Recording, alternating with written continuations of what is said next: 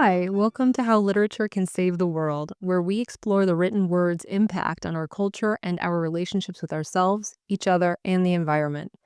I'm your host, Michelle R. Brady. Grab a drink or a blanket or an animal to pet, and let's begin to make our lives more meaningful, one book at a time. The trouble that mankind makes is that he thinks he's Italian, he's German, he's Spanish.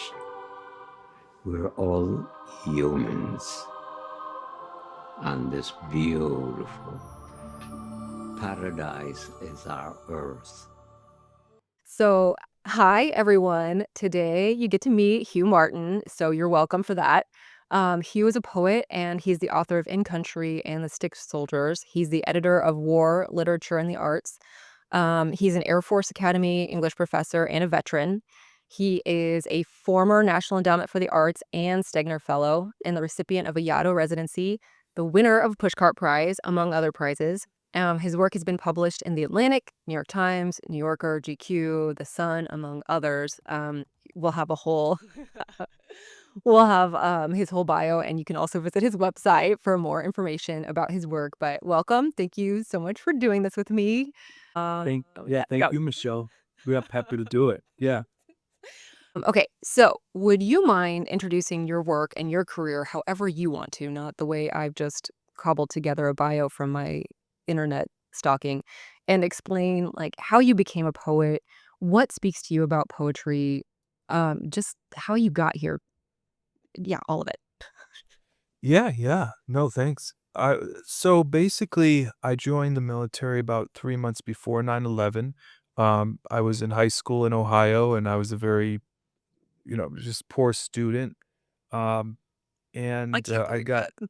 yeah. No, it's true. Actually, I got kicked out of my I went it wasn't like a fancy school, it was just like a little Catholic high school in Cleveland, and I failed math and I think Spanish too, and so I just failed all these classes, got dismissed, and no one really got dismissed from this school.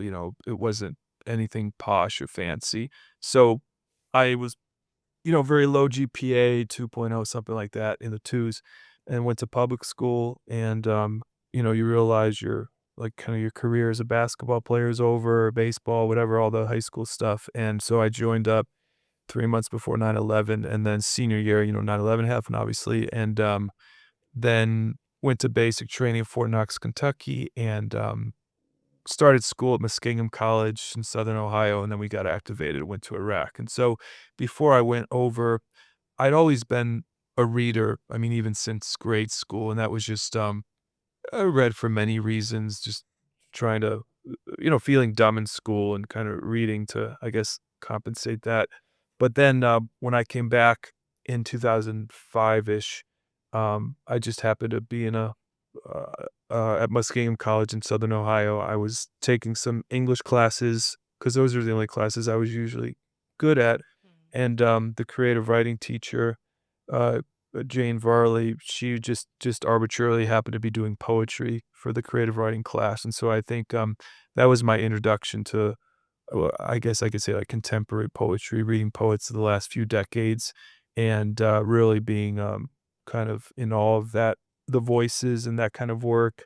I mean, very specifically, like, Yusuf Komunyakaa, Bruce Weigel, and other poets, Sharon Olds, Stephen Dobbins, Bob Hickok, another Ohio poet, David Baker. So anyway, I had a very good teacher giving me authors kind of writing, still writing today and writing at that time, and it really opened up this door into, how these voices can kind of exist on the page and all the things that you could do with contemporary poetry. And I think it was really helpful to me, for me at the time, because, when you get back from somewhere, deployment, you're thinking about it all the time and people are asking you. So I think poems specifically allow you to focus on an image, an instant, just a situation, usually within the confines of a page or two. And that really aligned with kind of how I thought about things. And it was very fragmented, and it allowed me to hone in on just a lot of stories that were floating around in my head and try to get them on the page. And so that's how I got into it. And one thing led to another, and I really fell in love with the form. And I've been doing it for the last, I don't know, I guess 20 years, but also I write, prose here and there also, but I think that answers some of that.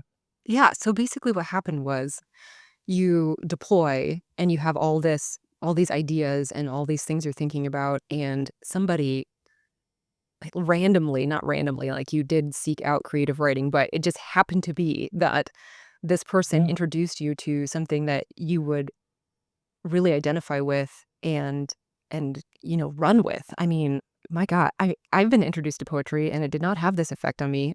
But it's yeah. I mean, not that I haven't really enjoyed it, I've just never understood how to do it. I don't know if that Yeah, sounds weird, but I mean, you really have an affinity here, um, yeah, yeah. and that's pretty incredible. So I'm sure that have you spoken to her since and, like, shared your books and stuff? Oh, yeah. I mean, it's actually very I shouldn't be, like, vague about her. I'm at the Air Force Academy, as you know, and, they bring in a distinguished visiting professor every year to the department, and it just so happens that this year, she is the distinguished visiting professor, and so it's kind of funny where she's known me since before I went to Iraq, and, He's yeah, Professor Jane Varley out of Muskingum College, and so she was, so absolutely, yeah, we are very close. I'm close with her and her husband, and whenever I go out to Ohio, me and, other friends go to her house, and so, yeah, she's been, part of that.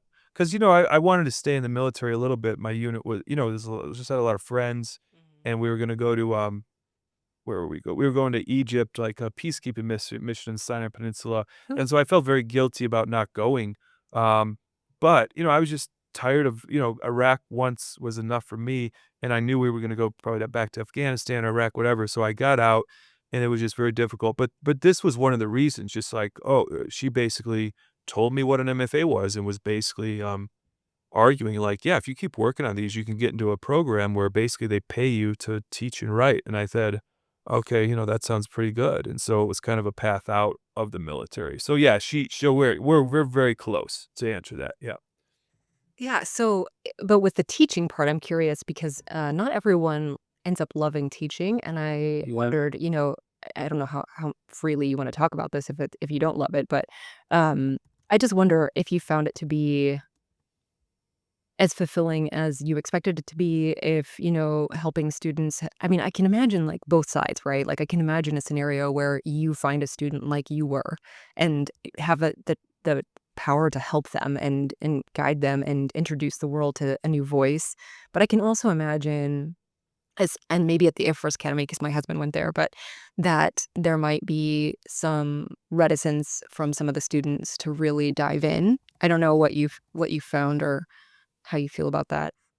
Yeah. No, you're absolutely right. Well, I'll say, I started teaching at Arizona State in 2009, and it was like, yeah, absolutely one of the, if the not hardest things I ever did.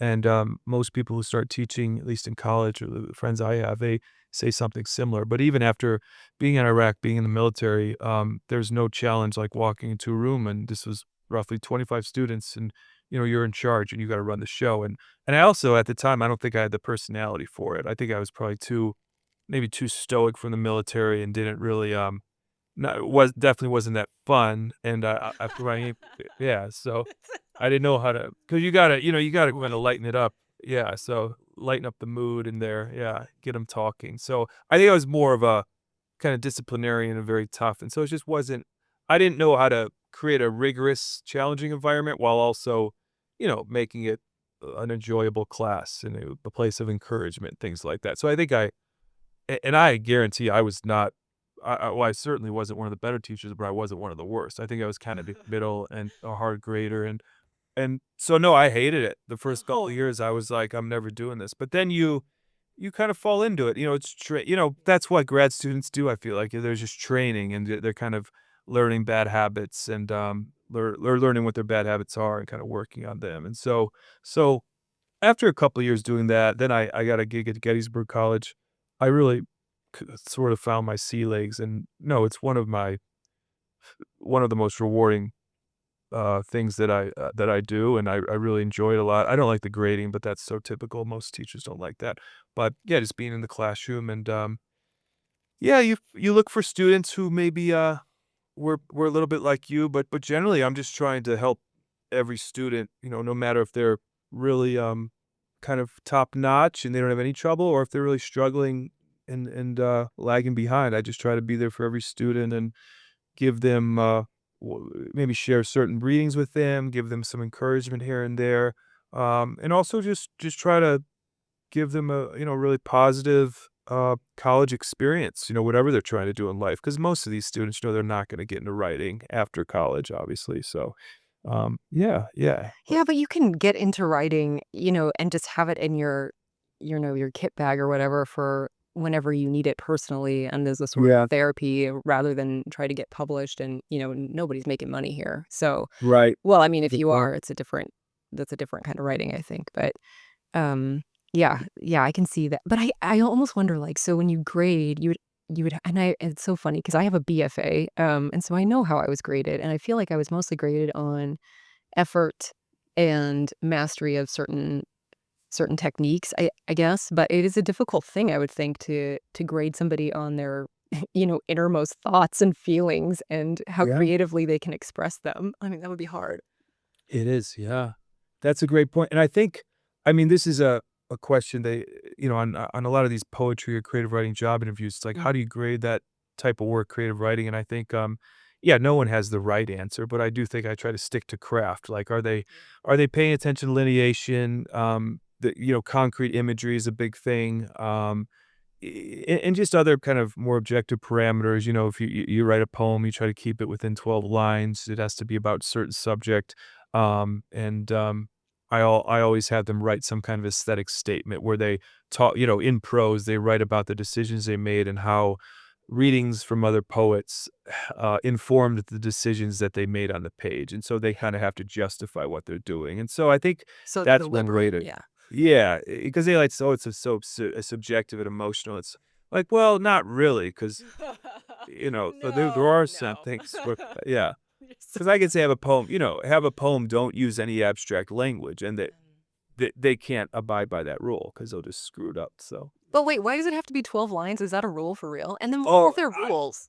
yeah, yeah. Well, that's the thing. Poetry is about play. Well, because if you give them too much leeway, I think they'll turn in stuff that is just all over the place. It's a class, so poetry is definitely about brevity. Yeah. So I say a typical sonnet, sonnet 14 lines. So if I throw out a poem, let's do 10, 12 lines, it's going to force them to be succinct and be concise. And I think that's, as you know, it's important in any field. But of course, there's assignments I give them where it's like, okay, write whatever poem you want, however you want, but you still need to kind of talk about in your statement what you were trying to achieve, what your intention was. So yeah, I think there are quote unquote formal foundational elements you need to learn to write at all, but especially poetry. But I think you can, to use a Robert Frost thing, right? You play tennis with, he said, playing tennis without a net. That's free verse. So you can play with free verse, but then sometimes it's good to put the net up, to have these kind of formal constraints because it forces you to also to discover stuff. Because when you can just do whatever you want on the page, you're not going to discover much. But when you have to stick to, let's say, a 10-syllable line and ten lines or something like that, you might come up with more intriguing and powerful ways to say what you wanted to say in 20 lines or something like that. So, yeah. Yeah. No, I totally get that. I was actually thinking, and I don't know if this is gonna resonate with anybody, but when you learn how to fly a helicopter specifically, you really focus on the tiny things, like how to hover over a straight line without moving. And it seems like it should be like, who gives a shit? You can hover wherever you want. You don't have to be on that line. But the point is Yeah. to learn how to do it and to stay on the line. Wait, maybe riding a bike would be better. It's just like riding a bike, but the slower you go, the harder it is, and Mhm. trying to be like all those little tiny techniques and getting them perfect. And so I know that that's not exactly what you're saying, but to me, that's what I'm hearing is like riding a bike is like riding It a makes poem. sense. It makes sense. Yeah. No, I like that analogy because even the helicopter, all the little details and I guess the minutia, the things you have to remember when you're actually doing it, you're probably not thinking of every single thing, right? You're moving through it, right? And I think when you're writing a poem, you're not thinking like, oh, here I need to do a line break or here's like an image. You're kind of just feeling it out.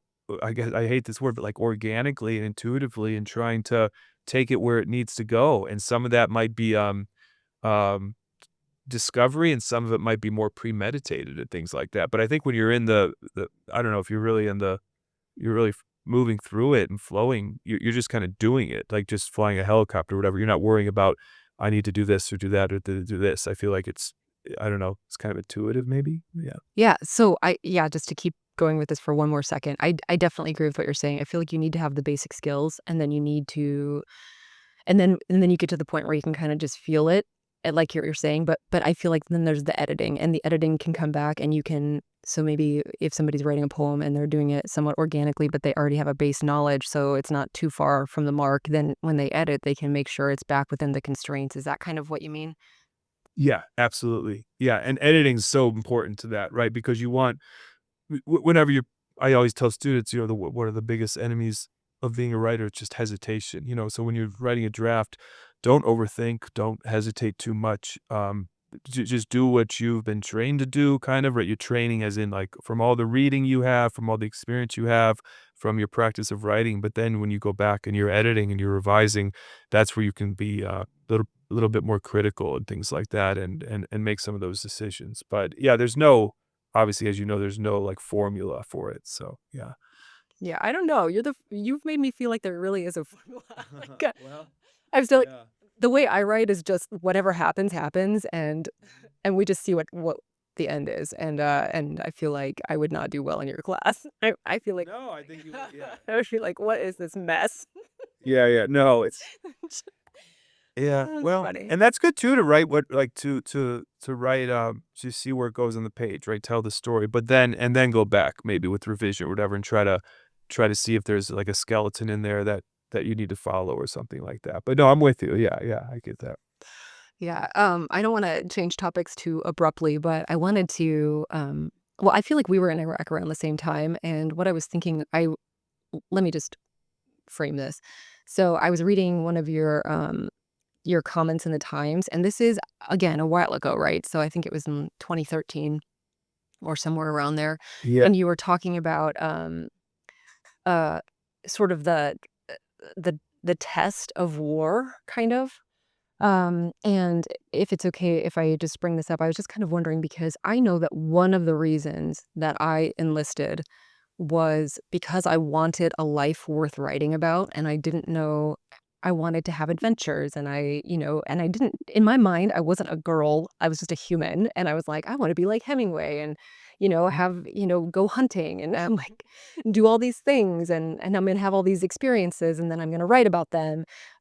But what I got from reading that article was that that wasn't really, at least the way it's portrayed here, it wasn't really what you were thinking at all. And Mhm.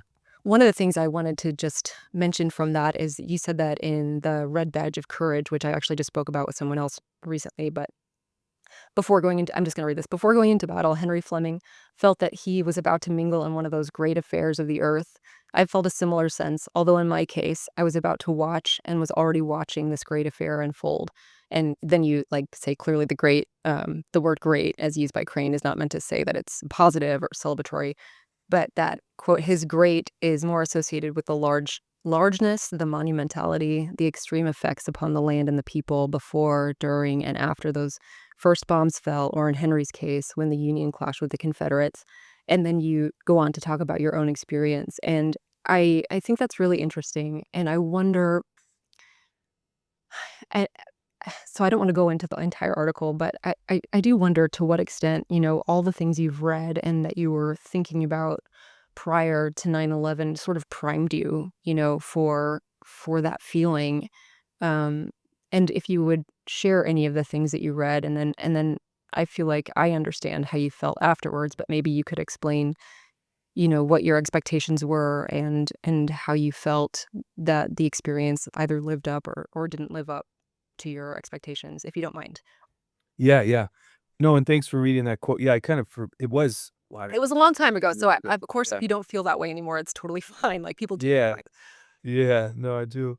Yeah, and it's not I mean, it's not that long ago, but, I mean, Red Badge of Courage was a book I knew from, I think, just high school, but I don't think I was able to really think that deeply about it or apply it to anything, about my own life. It felt like something from the past, and so I think maybe when I was writing that first book and looking at Red Badge of Courage again, um, Crane really captures, I guess, a lot of, what it's like and the psyche of, what's his name, Henry, and I think I identified with that, and so you're spot on with that,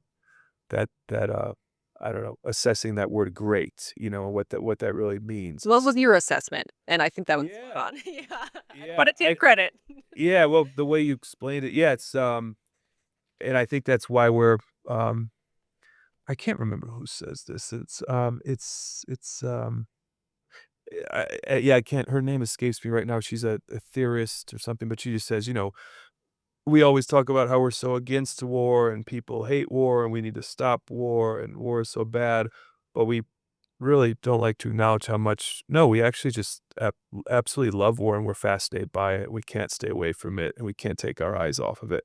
And so I think especially for younger people, before they join, there is that attraction to it, like you were talking about. And you're right, Hemingway has almost become this a metaphor for like, yeah, you gotta go out there and do all this stuff and live a life in the outdoors, which involves, war is always outside pretty much. And so he's I know so many veteran writers who they only write because of Hemingway, right? Yeah. And so I never had that. I wasn't I mean I knew Hemingway a little bit, but I was never like, I wasn't some person who loved the outdoors or anything like that, so I probably just didn't understand what I was getting into because it was only the reserves, and my argument to myself was, "I'm so shitty in high school, and my athletic career is ending, and, I'm a failure," and I was like, I very much was, and I said, and my dad would you really wanted me to do this, because I think he thought,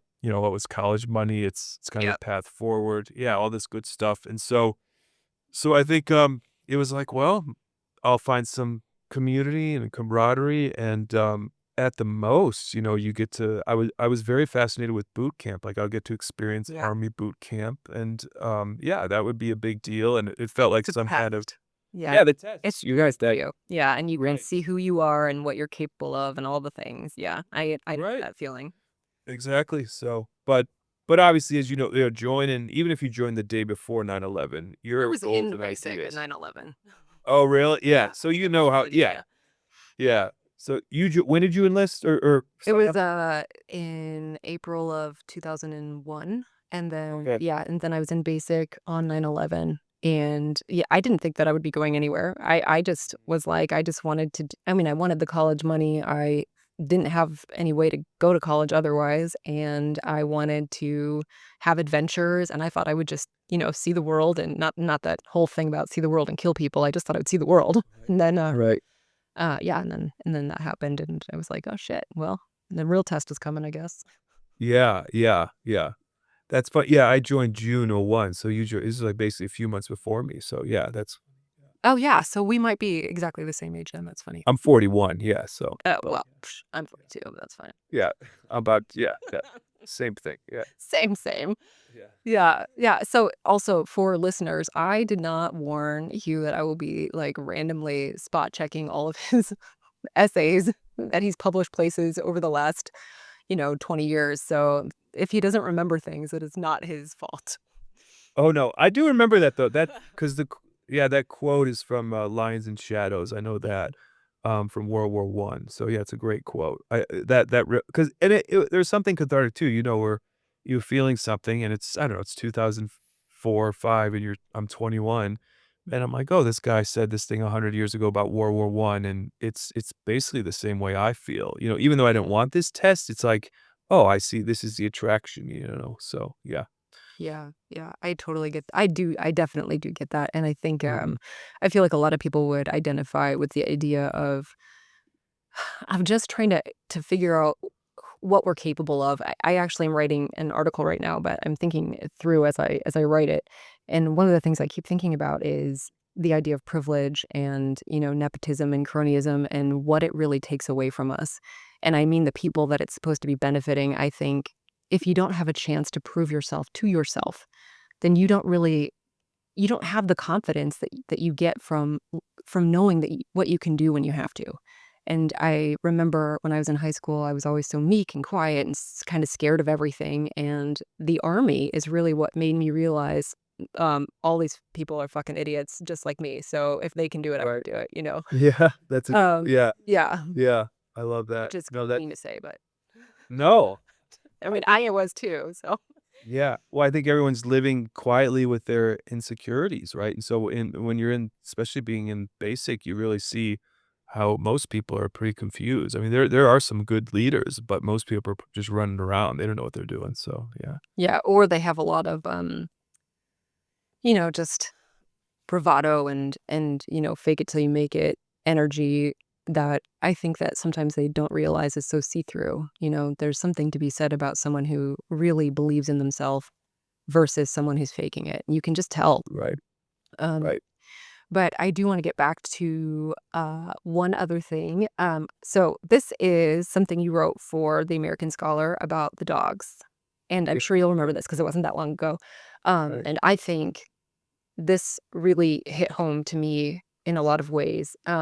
So I don't want to summarize it too much because there's a lot going on here, but essentially, this is an essay about the use of, it's not really, I hate to say the use of it, when authors choose to describe war scenes with the soldier shooting the dog and how it affects them and the reason is because in Iraq and Afghanistan but especially in Iraq we had to shoot a lot of dogs, and it really profoundly affects you in a way that you don't I think you can't appreciate, and one of the things that you talk about in here is the way that it can also be a literary device that's, dang it, I had it all, like, saved and stuff, but then got excited and started moving around. It's okay. But one of the things that you talk about is that it's not just hopefully I'm not just saying this incorrectly, but it's not just about, an author using it for shock value. It's an author knowing that an American audience is going to identify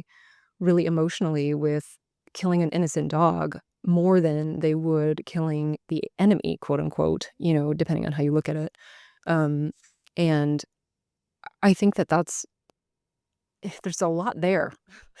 Yeah. There's a lot there about, like, who we are and how we feel, and, I mean, hell, I myself have written about shooting dogs. I didn't shoot a dog, but my pet dog was shot when I was in Germany on leave, and I was devastated, Huh.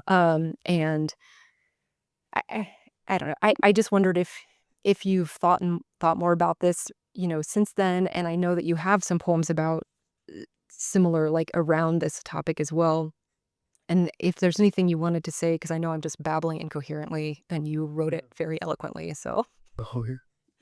No, no, no, it makes total sense, and, I mean, I guess first off, it makes me think of, there was a video circulating when I came back and or maybe it was a little later, but there was some there were some Marines in Afghanistan, and I don't know what the situation was, it really doesn't matter, but there was a small dog, and they kinda threw it off the edge of this mountain or a cliff, and did you ever see that? Maybe you didn't no, I see it, I didn't don't see it, yeah. but it does not Yeah. shock me. Yeah, and it was like, frankly, I didn't care, it was just that it had gone viral, as much as you could go viral, I don't know, in 2000s, and people were just so infuriated that they had thrown this dog up, and who knows if it had rabies or sick or what, I have no idea, but anyway, even then, that was 15 years ago, I remember being like, we had Abu Ghraib, and we have, Yeah, that you was know, my, you've got my yeah. division as You were well. year yeah, I oh wasn't 04. there, but yeah, but that was Yeah. my, like, division, so I'm pretty sad. Hey, yeah. Yeah, oh 04, yeah, Abu Ghraib, yeah, Hadith, right, you could just talk about all these, like, these atrocities, and then but there was so much, emotion connected to this video with the Marines throwing the dog, and so I think for so many years, that's just one aspect I thought about, and of course, reading Phil Clyde's story, Yeah. Redeployment, which is a brilliant story, Wait, it's so Cly? smart. I've been saying this wrong forever. Oh my I don't know, god. ask his friends. Yeah, I'm pretty sure. Yeah, Okay, I know, I know. well, that's It's embarrassing. who would know that? It doesn't look like that, but yeah. I don't wanna name people, but some people I knew who are friends with him told me that, so Yeah, but sure. maybe they're lying to me, Let's see him but embarrass himself. yeah, right, right. So, yeah, but so he wrote that story right, and then another and as you know, a lot of the veterans, were kinda talking about the same thing. So I think Roy Scranton wrote a whole thing about dogs and how that dog is representative, what the dog means in that story, and so I, of course, alluded to Scranton's argument in mine, but my stories, of course, nonfiction really connected to, this situation we were in, which was really on the surface, it was kinda comic, but obviously totally tragic at the end, and Yeah. it served as, like, this metaphor for the war, so, um, I guess my approach with writing is how I what I can say about it is, like, war the Iraq or any war, it's so big, it's so quote unquote great to use the Stephen Crane term, and it's there's so many different elements. I think my essays and my poems too, I'm always just trying to think of, okay, well what's maybe a small part of this or small detail I could focus on and just really examine and interrogate very deeply to try to understand something larger. And so I got for years I was constantly on the hunt for stories about, veterans and dogs, and there's so many there's books about this stuff, there's so much, and so there's films, and so I really wanted to take that experience I had with the dog and how we tried to kill it and failed, and then explore, all the literature surrounding that, and it did, at least to me, point to this obsession that Americans had, with, feel-good stories about veterans and dogs and things like that, and then I brought in the Orwell thing with the elephant. But yeah, that's what I was trying to do with that. So no, it is, you're right. It is a recent essay, and I'm still thinking about it. Um, but also, when those things get published, it's like I don't know, 4,000 words, 3,000. I probably had 20,000 words at least, and then tons of notes and references, and you just can't fit it all in. So that's kind of the tip of the iceberg, the article itself. But I'm happy with how they handled it. So yeah. Yeah, Yeah. I've just thinking about the dogs, I feel like what it really is, at least for me and for the people I mean, Iraq was so different from Afghanistan and just that everything was just chaos. And, it was very disorganized, and we were just all like college kids running around, basically doing whatever the hell we wanted. But one of the things about the dogs I think that was really upsetting, especially to me and to the people I served with, was that it's this idea that you're there doing something good. And I think when you're there shooting man's best friend, you kind of your eyes are opened. This is not what I thought this was going to be. This is not what I Yeah. think other Americans think it is. This is not what I want to be doing. I don't feel good about this. I feel sick, Right. and I feel like it really illustrates that. And if you don't mind, I want to read the final paragraph because I think it's quite, quite impressive. Is that okay? Oh, thank you. No, thank you. I appreciate that. Okay, so if you ever need to put a dog down with a gun, don't ask me for advice. I don't know how to do it, and I don't want to know. In the end, I don't remember Doc or any of us finishing off that dog. I remember its yelping somewhere in the bush by the shit stream. When we climbed into our Humvees and drove off, after spending another hour or so trying to find the dog, I could still hear the yelping. I don't know when or how it died. I don't know if its corpse was used for an IED. I don't know if other soldiers passing through had given the dog a name. I just know that days later, when we came back to that same parking lot, the yelping was gone. Doesn't that just tug at your heartstrings? Um, that's an incredible ending. Of course, Thank people don't you. really fully understand what the whole thing was about, but yeah, and especially ending it with a question like that, so good. It's funny, you're a poet, but like, look at you. Oh, yeah, thanks, thanks. Well, Yeah. it's a talent that's from a Goodreads review, remember, the last line, because she Oh yeah, said yeah. You're right. You're yeah, totally right. Yeah, so I'm but going still, back. yeah, you Yeah, yeah. ended with it. That's still good. Thank you. No, I thank you. Well, I did I will say I don't I like that ending still, even how you read it, so I like it. It's 'cause it's kind of ironic, but it's also, like, sticking it to the reader, but, yeah, yeah, thank you, so Yeah, and especially, like, the idea of the corpse used for an IED. I mean, a lot of people don't mhm. realize I was terrified to drive on the highway when I got back because there was some tree-ish Yeah, in the road, and I was literally gonna just swerve around it and hit a car, you know? right, It's just trash. right. Okay, sorry. So That to yeah. yeah, sorry, if you wanna say anything. I know I get Oh, I was very just gonna say, yeah, that's another I haven't written about this too in depth, but just that the Iraq war and Afghanistan, I guess, but especially Iraq being, veterans coming back and just constantly being worried about the roadways, and the highways and things like that, and I think that's very particular to, our war, to these wars, So I absolutely do, because that's another, I would call it like even a motif in veteran literature, like Mm. driving on the roads, right? Looking at trash. I mean, I've got some poems about that, but anyway, so I Being absolutely hear what terrified you're of saying. trash, yeah. Right, right, right. Yeah, garbage. Yeah, like, I remember driving on a pontoon bridge, and there was obviously water is flowing, and if anything is in that water flowing towards the bridge, it's gonna hit the bridge, and because it's Right, floating. And so I would just be, like, so terrified the entirety of driving over the bridge that whatever piece of trash I see is gonna hit the bridge and blow it up, and I right, think it's just interesting that, like, those things don't really leave you, you know? right. No. Yeah. Yeah, it took years to kind of check yourself and know that it's not gonna happen, so yeah. Yeah, yeah. Um, okay, so now I have a favor, and if you can totally say no, and I'll just edit it out, and it's like it never happened, but would you possibly consider reading Raid on page 47 of the Stick Soldiers? Because it Yeah. does have to do with the dogs, and I think it's interesting in juxtaposition, to the article and to what we just talked about, if you feel up to it. Yeah, yeah, yeah. Okay. Yeah, feels that's like an old feels old to me. Does it? Oh, yeah. It's not old to It's me. a Yeah, no, I know. Thank you. Yeah, no, thank you. Yeah, this is, okay, let's do 47. Okay. I appreciate you doing this, by the way. I know that it's kind of a big ask. No, it's easy. No. Okay. God, all authors wanna do is be asked about their work. Yeah, but I don't wanna So, read yeah. my stuff. I always feel like I'm Oh, reading really? stuff. Oh, you should, yeah. Well, I guess, yeah, some writers I know, they don't like to read it. I have no problem, yeah. Okay, so I have it up. I'll just read it. All right.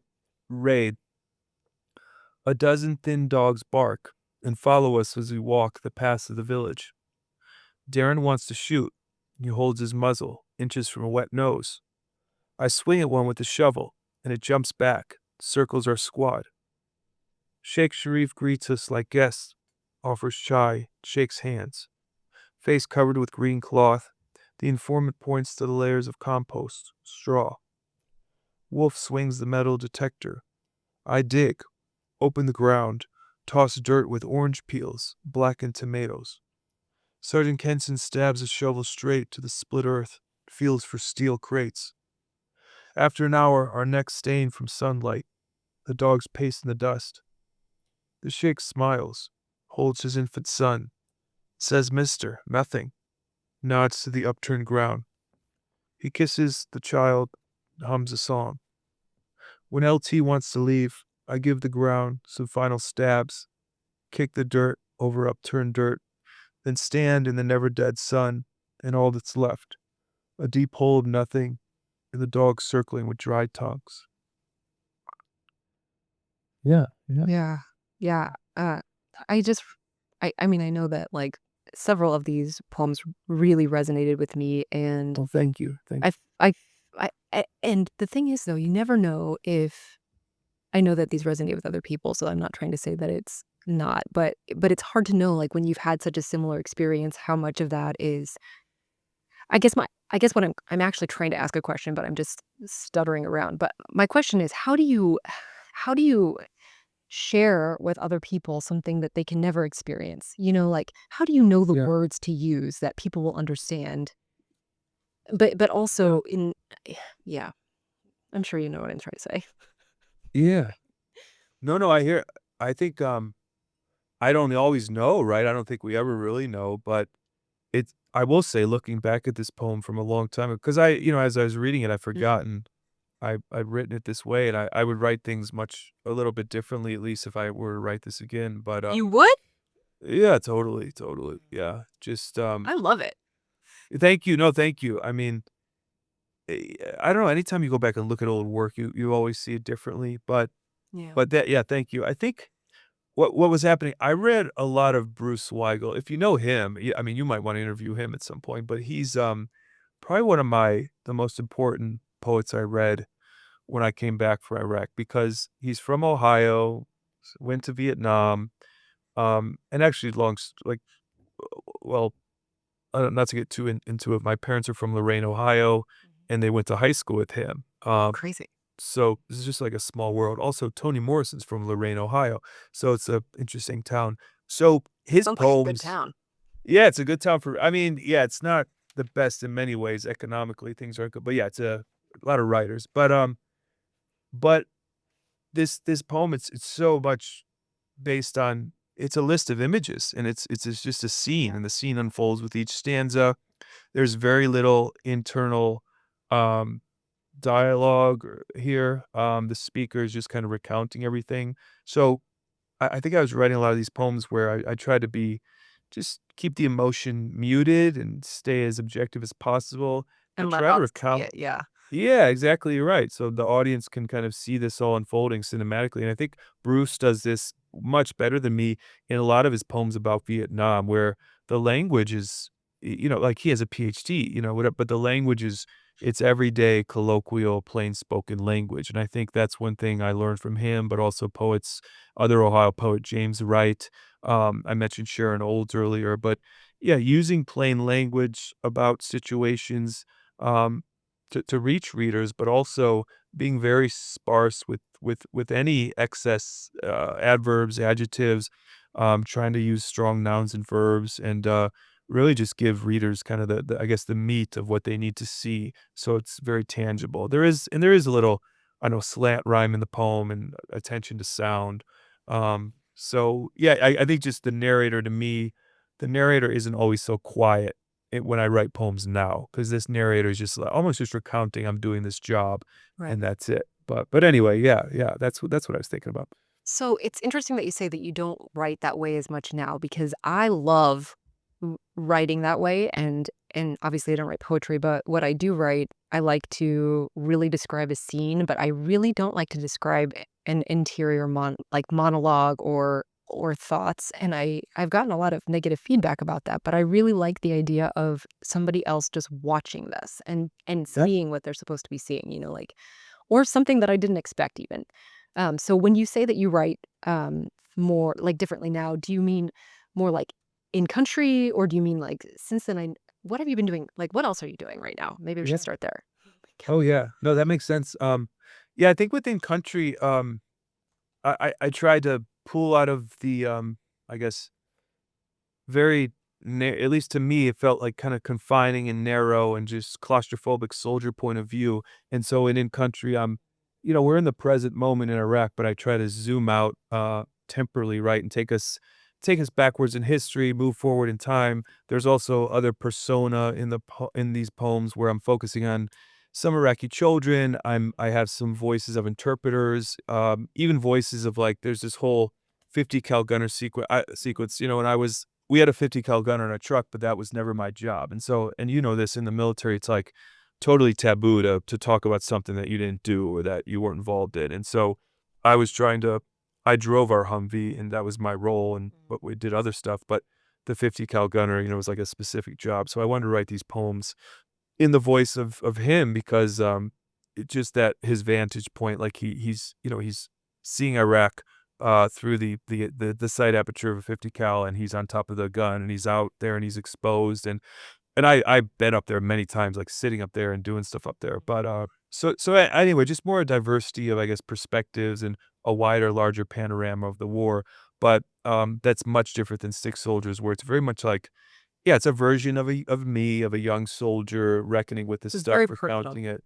Yeah, personal. Yeah, Yeah. yeah, so And yeah, and in country is more like exactly like what you said. It's more like you're zoomed out and you can see more of not just other people, but temporally, like different times. And also I feel like and it's really echoed in the form. I don't know anything about poetry, but I know that it's different.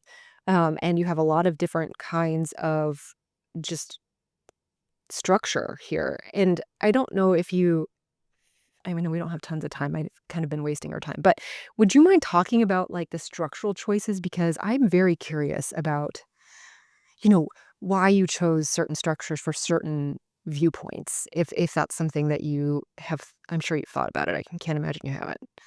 yeah, um, yeah, well, gosh, and you're Or, absolutely right, like, it's or maybe you just are. go ahead. Sorry, keep going. Sorry. Yeah, I mean, I would say even if I'm thinking about teaching poetry, um, the space of the page and the structure, it's one of the most difficult things to teach because first off, um, I don't wanna say it's arbitrary, but you can write a poem, 1,000 different ways, and every draft even if I'm looking at In Country right now, every draft of these poems, there were probably, you know, uh, a half dozen, if not more than a dozen different variations where I'm playing with stanzas and space on the page and couplets, tercets, whatever. And, you I'm really trying to feel out, how can the form on the page help to deliver this content and capture the feeling of the speaker, the feeling of whatever I'm trying to achieve. So there is no, right answer here, like, "Oh, this is the correct form, this is the incorrect form."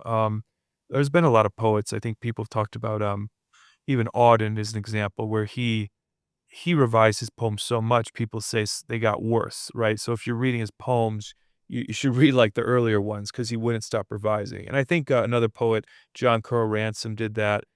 So you can, play with stuff on the page or revise it where you kind of somehow sap the initial energy. And I think that can be true, but also I don't think there's anything bad with just revising as much as you want. So, one thing, William Carlos Williams has an essay called "The Poem is a Field of Action," or the page is a field of action, and yeah, just left margin poetics. If we're thinking of traditional forms of poetry, it's very static. You're stuck on the left side of the page. You're operating in these clean stanzas, two, three, four lines, whatever they might be, or one stanza poems, like a sonnet, like a Shakespearean sonnet. And I'd say, this is really gonna, if any, theorists are out there or serious poets, they're gonna be pissed off. But just generally the last couple 100 years, with the, with the invention of the printing press, with Walt Whitman and a slew of other poets, and also industrial technological innovation and things like that. Poets, I think they're just using more of the space of the page to not feel like stapled to that left side, and using the page as a field of action. Charles Olson has a essay called Projective Verse about this. So that's why now when most poets writing in free verse or open verse, and we could debate all day what that means, they're just kind of yeah, they're being very I guess open to all the possibilities on the page. And that's why when you read a lot of contemporary poetry now, it frankly, sometimes it's frustrating to me where the poems are written horizontally and you have to flip the book, or, there's so much white space.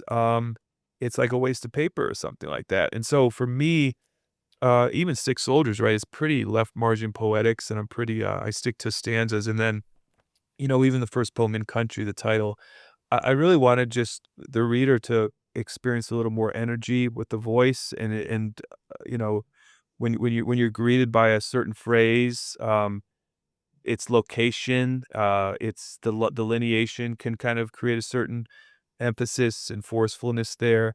And but again, I could write this poem 1,000 different ways, right? And Yeah. so that's what I'm always thinking about. But, there's a lot of poets who just say that's all kind of razzle dazzle, pomp and circumstance. It's really about what the language is doing. And I somewhat agree with that too. I think the language is always driving the poem, but the form, helps deliver that language, because yeah.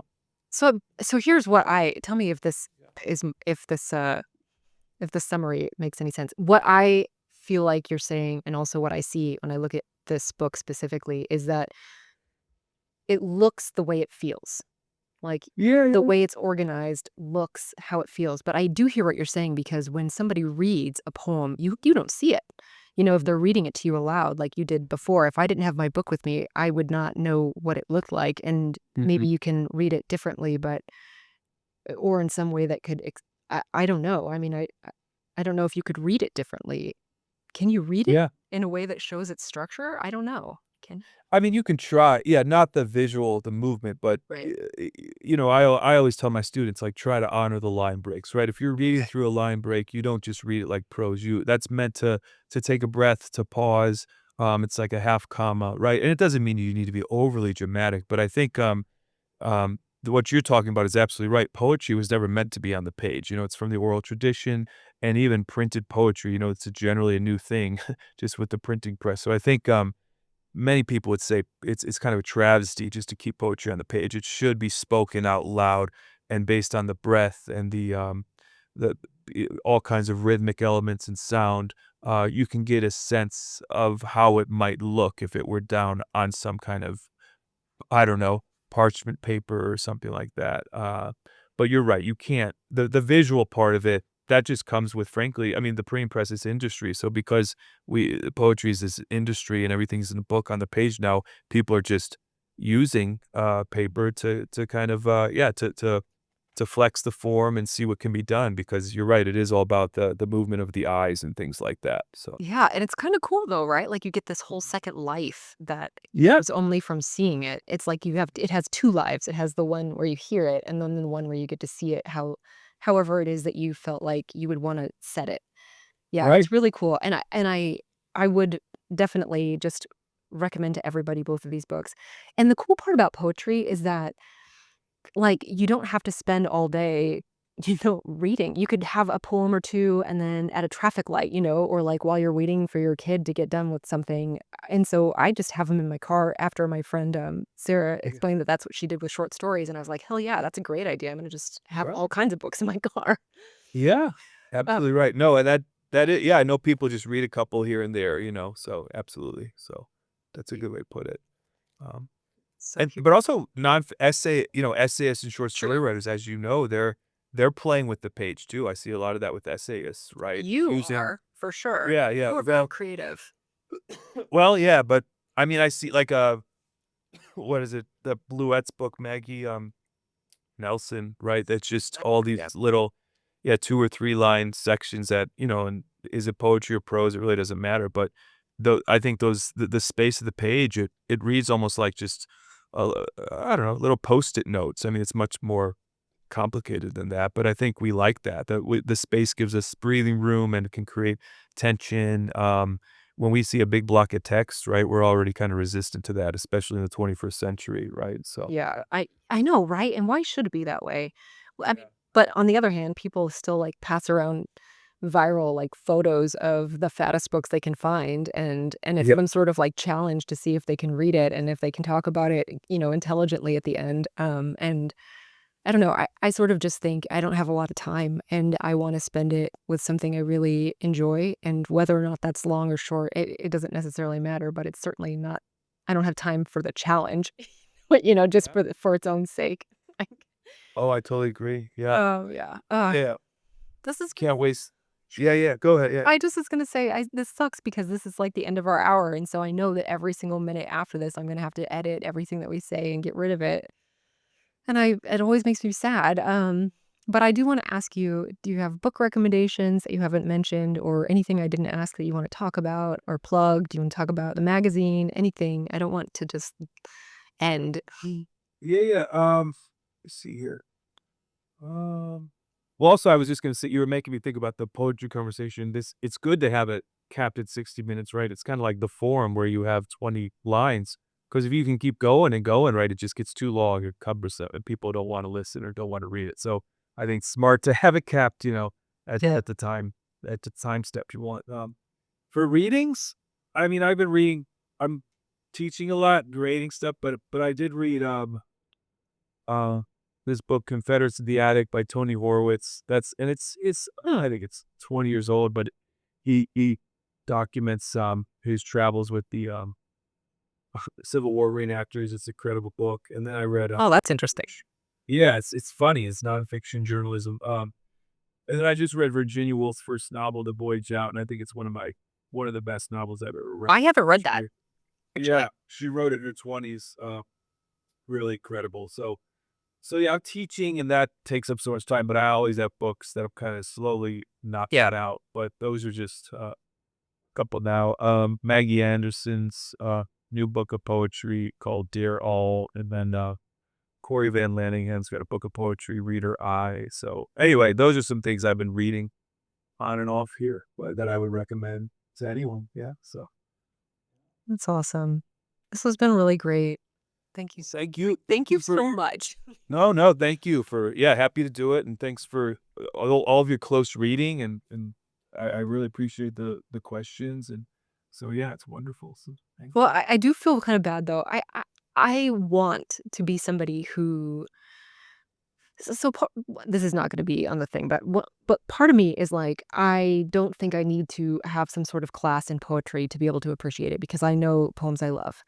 On the other hand, I do feel like it's hard to have a conversation with a poet, when you don't have the vocabulary to really discuss it Yeah. coherently. So, I really appreciate how generous you were with the whole conversation, especially my novice status.